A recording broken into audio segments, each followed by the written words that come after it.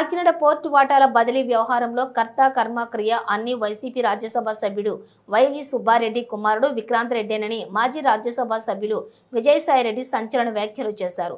ఈ కేసుకు సంబంధించి విజయసాయిరెడ్డి సిఐడి విచారణ కాసేపటి క్రితం ముగిసింది. అనంతరం మీడియాతో మాట్లాడుతూ ఆయన పలు విషయాలను వెల్లడించారు. కాకినాడ పోర్టు వ్యవహారంలో సూత్రధారులు పాత్రధారులు ఉన్నారని విజయసాయి అన్నారు. ఈ వ్యవహారంలో కీలక వ్యక్తి విక్రాంత్ రెడ్డి అని చెప్పారు. వైవి సుబ్బారెడ్డి కుమారుడుగానే విక్రాంత్ రెడ్డి తనకు తెలుసని సిఐడి అధికారులకు తాను చెప్పానని అన్నారు. కామన్ ఫ్రెండ్ ద్వారా కేవీ రావును విక్రాంత్ రెడ్డికి పరిచయం చేశానని తెలిపారు. పోర్టు యజమాని కేవీ రావుతో తనకు ఎలాంటి లావాదేవీలు లేవని చెప్పారు. వైసీపీ అధినేత జగన్ ను కాపాడేందుకు మీరంతా యత్నిస్తున్నారా అని సిఐడి అధికారులు తనను ప్రశ్నించారని, ఈ కేసుతో జగన్ కు సంబంధం లేదని తాను చెప్పానని తెలిపారు. కేవీ రావుకు వైవి సుబ్బారెడ్డికి మంచి సన్నిహిత్యం ఉందని విజయసాయి తెలిపారు.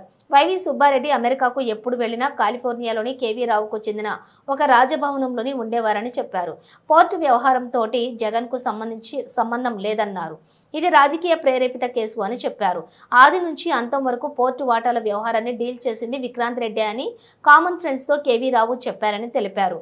ఈ వ్యవహారం గురించి తనకు పూర్తిగా అవగాహన ఉందని, సమయం వచ్చినప్పుడు అన్ని విషయాలు చెబుతానని అన్నారు. కేవీ రావు రాజకీయ బ్రోకర్ అని, ఆయనంటే తనకు అసహ్యమని చెప్పారు. తాను వ్యవసాయం చేసుకుంటున్నానని, ప్రస్తుతం అదే పనిలో ఉన్నానని విజయసాయి చెప్పారు. గతంలో నాయకుడిపై భక్తి ఉండేదని, ఇప్పుడు దేవుడిపై భక్తి ఉందని అన్నారు. తాను ప్రలోభాలకు లొంగిపోయానని జగన్ అన్నారని, తాను ప్రలోభాలకు లొంగలేదని చెప్పారు. భవిష్యత్తులో తనపై విమర్శలు ఆరోపణలు చేసినా తాను పట్టించుకోనని అన్నారు.